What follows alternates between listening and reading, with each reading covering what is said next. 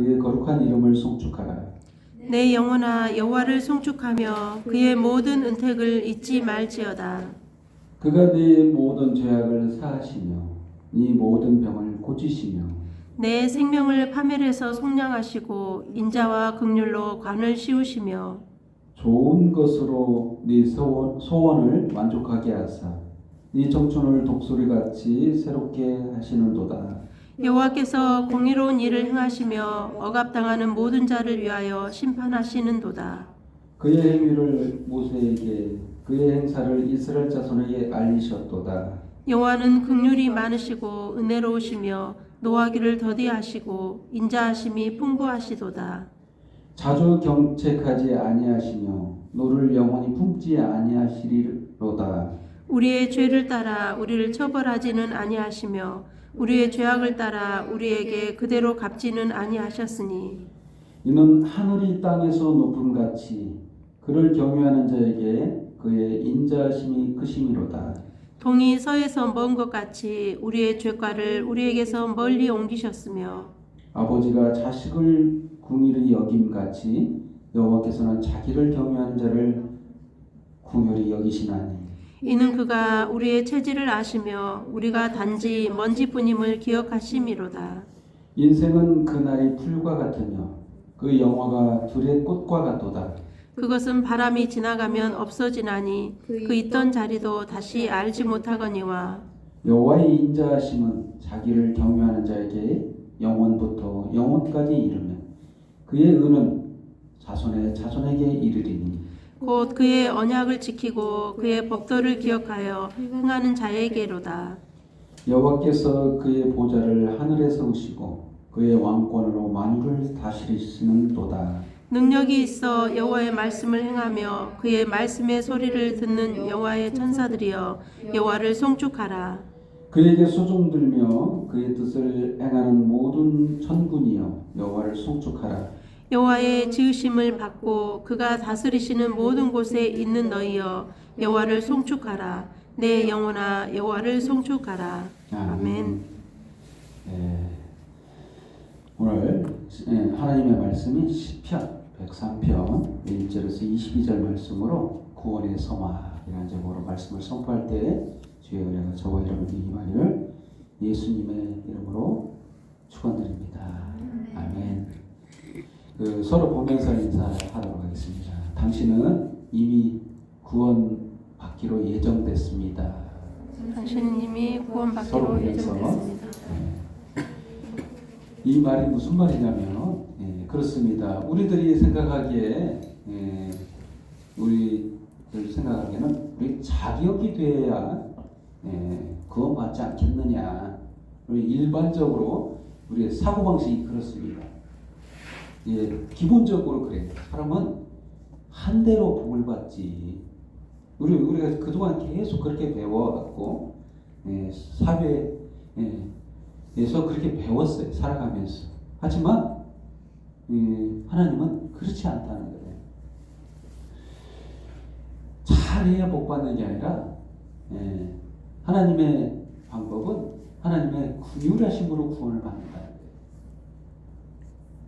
그렇다면 이 하나님의 성경 보면 신명기라든가 저기서 읽어보면 율법은 그래요. 율법은 잘해야 복을 받아요. 논리적으로는. 그래서 그러면 잘해야 되는 거 아니야. 거기 그 말이 또 틀린 게 아니에요. 사실 이상한 거죠. 잘해야 복 받는 건 맞는데 우리들은 하나님을 만족시킬 만한 잘함이 없다는 거예요. 문제는 잘할 수 없어요.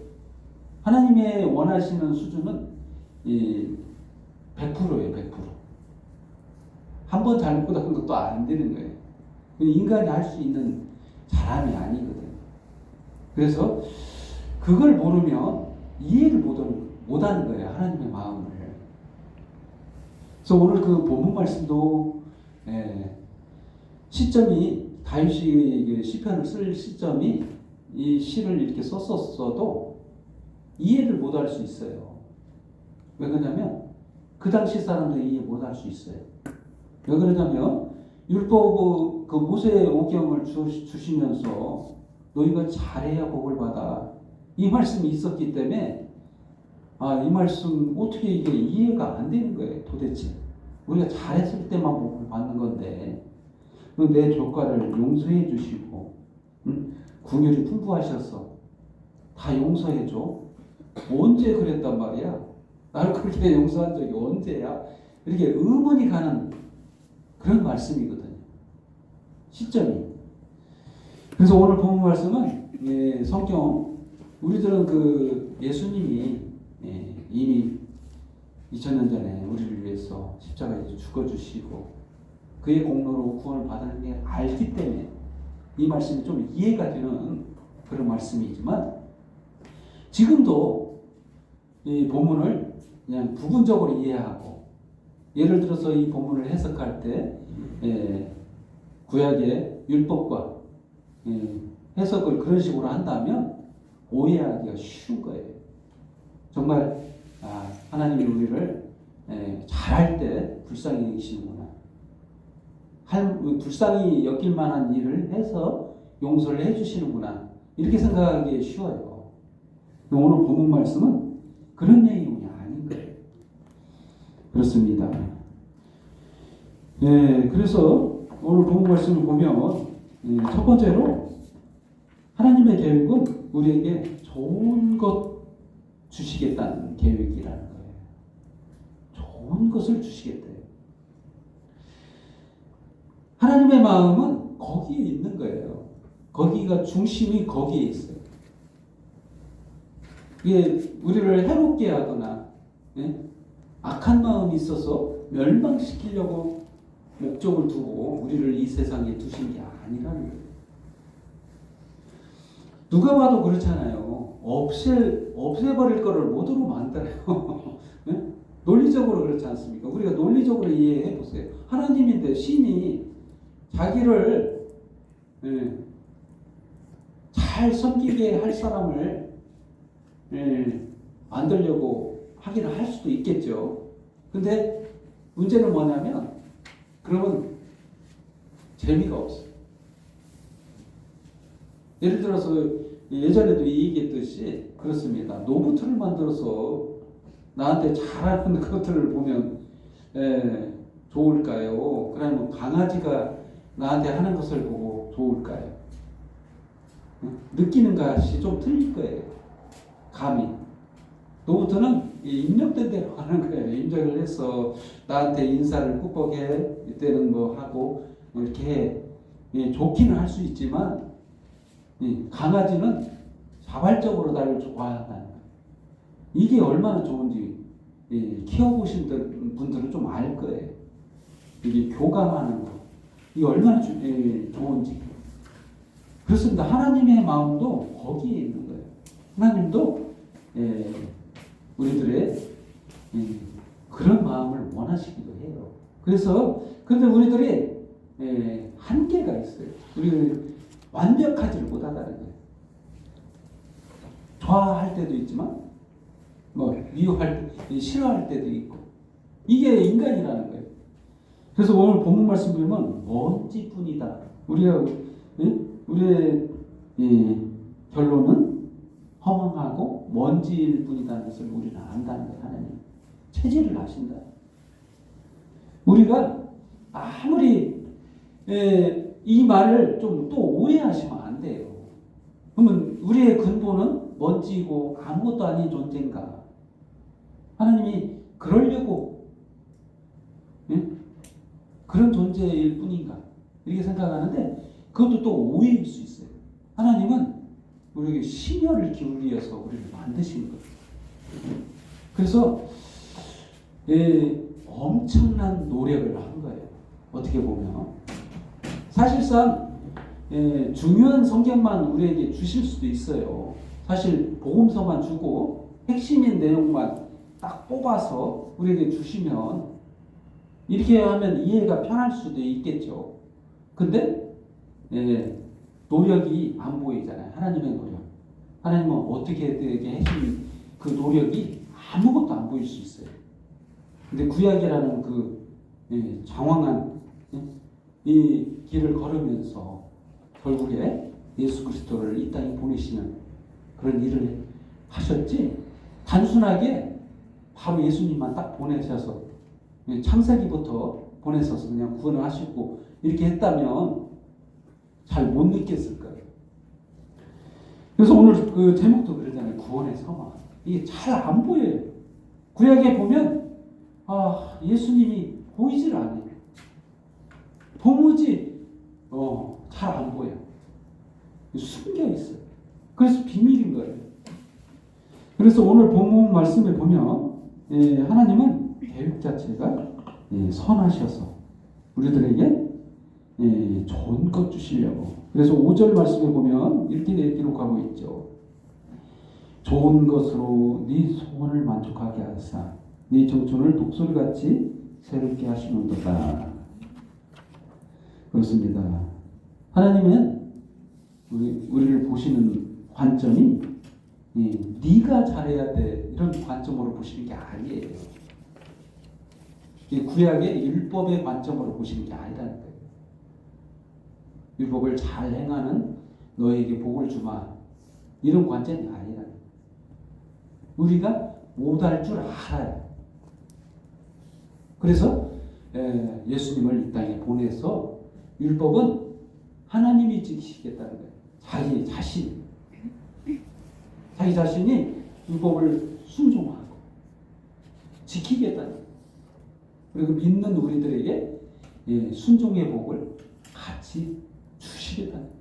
하나님의 계획이 거기에 있는 거예요. 좋은 거 주시겠다. 약속한 거 지키시는 거예요. 언제 지키셨어요? 바로 십자가에서 지키신 거예요. 우리는 이 당당하게 받을 권리가 주어졌어요. 이제 예수님을 믿는 우리들에게 좋은 것 받을 만한 자격이 있다. 이 구원뿐만이 아니라 모든 것을 하나님으로부터 요구할 만한 자격이 있다는 것을 말하는 거예요. 그래서 당당하게 구할 수 있는 거예요. 하나님 주세요. 근데 내가 잘해서 달라고 하는 게 아니라 좀 미안하긴 한데 예수님이 하셔서 달라고 할 수 있는 자격이 있는 거예요. 뻔뻔하지만 우리가 못하지만 하나님 그걸 아시고 우리에게 허락하신 거예요. 그래서 당연히 받을 자격이 있어요. 구할 자격이 또 있고. 그래서 하나님은 오늘 보는 말씀처럼 두 번째로 긍휼의 하나님이시라는 겁니다. 이게 중요한데 하나님이 조금 전에 말씀드린 것처럼 사사건건 잘못한 것을 모르실까요? 모르실까요? 다 아세요. 요즘은 뭐 CCTV로 다 지켜보고 뭔 짓 하는가 다 이렇게 사람들도 다른 사람을 감시하는데 하나님은 그럴 필요도 없는 분이잖아요. 우리 세포 하나하나 모르실까요? 암세포가 몇 개고 우리 몸에 아마 하나님이 암세포를 허용하시면 우리는 죽을 수밖에 없습니다. 암으로 쓰러질 수밖에 없어요. 그런데 왜 암이 안 걸리냐? 하나님이 통제하시는 거예요. 안 돼. 아직 아니야. 그런 거예요. 암 걸릴 사람도 하나님이 허용해야만이 암이 걸리는 거예요. 생사화학이 하나님의 통치 아래 있는 거예요. 우리 눈에 보이지 않는 것까지도 하나님이 통치 아래 있어요. 그래서 우리의 죄가가 우리 죄악이 안 보이시는 분이 아니라는 거예요. 다 보입니다. 보이는 족족 벌하시면 우리는 살아남을 사람이 아무도 없고 천국에는 아무도 없어요. 하나님이 천국을 만들어 놓고 같이 살려고 했는데 죄과대로 벌을 하시고 그랬다면 아무도 천국 갈 사람 없고 하나님은 천지창조를 실패로 끝날 거예요. 그럴 뿐이 아니잖아요. 하나님 그렇게 머리 나쁘신 분이 아니잖아요. 계획에 다 들어가 있어요. 창조 전부터 우리를 구원하실 계획이 다 들어가 있는 거예요.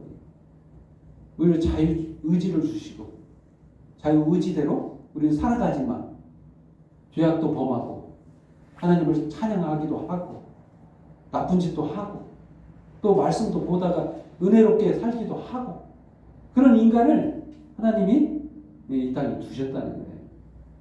우리의 죄가대로 벌하시는 게 아니라 이 모든 죄가를 예수 그리스도께 전가시켜서 모두 사하시고 우리를 구원하실 계획을 세우셨다는 거예요. 창조 전부터 세상을 만들기 전부터 그렇게 계획하셨다는 것을 추론적으로 우리가 이해할 수 있어요. 추론적으로 우리는 생각해 보면 알 수 있는 거예요. 이거는 조금만 생각해 보면. 그래서 이 말씀을 한번 더 읽어보면 너무나 은혜로우신 말씀이에요. 응? 한번 보세요. 8절부터 쭉 읽어보면 여호와는 긍휼이 많으시고 은혜로우시며 노하기를 더디하시고 인자하심이 풍부하시도다. 자주 경책하지 아니하시며 노를 영원히 품지 아니하시리로다. 우리의 죄가를 따라 우리를 처벌하지 아니하시며 우리의 죄악을 따라 우리에게 그대로 갚지는 아니하셨으니. 그렇습니다. 내가 조금까지 제가 말씀한 것이 제가 꾸며낸 말인가요? 아니죠. 성경에 기록되어 있는 말씀을 제가 계속 여러분들께 선포하는 이유가 제가 생각해서 나온 게 아니에요. 성경에 다 기록되어 있어요. 기록된 말씀이 생각나서 여러분에게 하나님의 말씀을 선포하는 거예요. 그래서 기록된 말씀대로 하나님은 이렇다는 거예요. 근데 다윗은 그때 당시에 이미 깨달았다는 거예요. 놀랍죠? 이것은 다윗이 똑똑해서 한 게 아니라 성령의 감동으로 깨닫게 하셨어요. 그래서 기록하고 기록의 말씀을 우리는 지금 읽고 있는 겁니다. 그것은 하나님이 그렇다는 거예요. 이는 하늘 11절 말씀 이는 하늘이 땅에서 높음 같이 그를 경외하는 자에게 그의 인자하심이 큰 일이로다. 동이 서에서 먼 것 같이 우리의 죄가를 우리에게서 멀리 옮기셨으며 아버지가 자식을 궁일이 여김같이 여호와께서 자기를 경외한 자를 궁일이 여기시나니 이는 그가 우리의 체질을 아시며 우리가 단지 먼지뿐임을 기억하시니로다. 그렇습니다. 하나님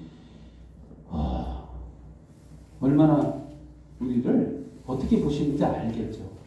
제가 설명 안 해도 이 말씀을 좀 묵상해 보면 하나님이 우리를 얼마나 불쌍히 여기시는지 이 다윗은 깨달았다는 참 놀랍지 않습니까? 그렇습니다. 이 글로 표현하기는 힘들어요. 하나님의 은혜를 이렇게 받았으면서도 불구하고 그 느낌을 이렇게 성령의 감동이 없이는 기록할 수가 없는 거예요. 그렇습니다. 하나님은 그래서 긍휼하신 하나님이라는 거예요. 그런데 오늘 이 본문 말씀도 읽었을 때 예수님이라는 글자가 안 보여요. 예수님이 뭐 십자가에서 구원해 주십니다 이런 말을 써놓았으면 옆에다가 근데 시점이 안 맞기 때문에 써놓으면 이상한 또 시가 아니라 좀 이상하게 되는 거예요. 때에 맞게 기록해야 하잖아요. 없는데 그걸 써놓으면 안 되잖아요. 그렇습니다. 여기에 보이지 않는 비밀이 숨겨져 있는 거예요. 그래서 이 말씀을 본문을 구약의 배경에 율법에 적용하면 이해가 안 되는 거예요. 응? 일부러 또 잘해라고 해놓고는 언제 우리를 용서했어? 죄진 사람 돌로 쳐라, 죽여라 이런 말씀만 있는데 잘못한 것은 용서 안 하시는 하나님처럼 보이는데 언제 우리를 용서했어? 하나도 안 보이잖아요. 그렇습니다. 예수 그리스도의 십자가의 공로를 보지 않고는 이 본문 말씀이 이해가 안 되는 거예요. 도대체가 되는 거예요. 그래서 십자가로 풀지 않으면 답이 안 나옵니다. 십자가로 풀지 않으면. 그런데 구약의 이 시점에서 다윗은 알았다는 거예요. 성령의 가르치심으로 우리를 깨닫게 하신다는 거예요. 이게 언제 깨닫는가 중요한 게 아니에요. 예수님이 십자가에서 우리를 위해서 죽으셨어도 못 깨달을 수 있는 거예요. 왜 그러냐면 이건 인간의 지혜가 아닌 겁니다.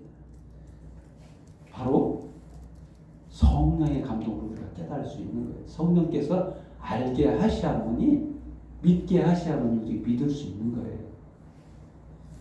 그렇습니다. 이 궁율의 하나님도 성령의 은혜로만 우리가 깨달을 수 있는 거예요. 그리고 세 번째로 그의 의로 다스리십니다. 그의 의로 다스리십니다. 이 말이 좀 어렵죠? 그의 의로 다스린다.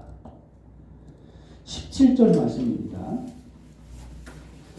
여호와의 인자하심은 자기를 경외하는 자에게 영원부터 영원까지 이르며 그의 의는 자손에게 이르리니. 그의 의가 뭘까요? 이게 그의 의라고 있죠. 이 누구의 의를 말할까요? 이게 모호한 단어가 나왔잖아요. 그의 의. 이거는 인간의 의가 아니에요. 하나님의 의를 말하는 겁니다. 이 시편에는 수없는 의에 대해서 설명하고 있어요. 하나님의 의라고 써 있기도 하고 어디에서는 하나님의 공의 이렇게 써 있어요. 시편에 많이 써 있습니다. 이거는 그 인간의 공로가 아닌 하나님의 의를 거론할 때 쓰는 말이에요. 인간이 잘할 때 쓰는 의를 뭐라 하면 자기의 의, 사람의 의라고 하죠. 자기의 공로. 그 의를 말하는 게 아닙니다. 여기서 말하는 것은 하나님의 의예요. 하나님께서 의를 세우는 이 공로가 있다는 거예요. 근데 지금 시점에서는 십자가가 안 보이죠. 안 보이지만 그걸 표현할 때 그의 의라고 씁니다. 하나님의 의, 하나님의 공로라고 이렇게 하나님의 공의, 그의 공의라고 이렇게 씁니다. 시편에는 그런 단어를 많이 기록하고 있어요. 그게 바로 십자가의 의를 말하는 겁니다. 바로 그 십자가의 의로 다스리신다. 모든 것을 기준으로 삼겠다. 그런 뜻입니다. 그래서 하나님을 찬양할 근거가 거기에 있는 거예요. 하나님이 놀지 않으시고 구원을 위해서 우리를 위해서 일하신다는 거예요. 언제까지? 죽기까지 일하셨다. 십자가에서 예수님이 자기 자신을 죽였잖아요. 죽기까지 일하셨어요. 피 흘려서 일하셨어요. 이거는 하나님이 다 거신 거예요. 우리 구원을 위해서 다 거신 거예요. 근데 여기 본문 말씀에서는 이 십자가라는 말도 안 나와 있고 아무것도 안 나와요. 그래서 제가 여러분들에게 보여주기 위해서 하나님의 의, 자기 의가 아닌 하나님의 의를 여기 꺼내놓은 거예요. 이게 비밀의 키입니다. 오늘 본문 말씀에 비밀의 키라고 볼 수 있어요. 바로 십자가의 의를 말하는 그의 의. 그렇습니다. 인간의 공로로는 절대 도달할 수 없는. 그래서 다윗은 찬양의 근거를 거기에 둔 거예요. 여호와를 찬양해야 되는데 찬양할 근거가 거기에 있다는 거예요. 우리를 용서하신 거, 우리를 불쌍히 하신 거, 우리 죄가를 한 거, 그것도 중요하죠. 근데 여기서 가장 중요한 거는 그의 의로 다스리신다는 거예요. 그의 의로. 십자가의 의로 모든 것을 평가하겠다는 거예요. 결정 짓겠다. 그래서 우리가 구원받는 근거가 되는, 우리가 당당할 수 있는, 하나님 앞에, 보좌 앞에 당당히 설 수 있는 자격이 주어진 그 근거가 뭐냐? 그의 의라는 거예요. 그의 의로 다스리시기 때문에 우리들은 찬양해야 된다는 거예요. 다윗이 그렇게 말씀 기록하고 있잖아요. 그의 의를 찬양하라는 거예요.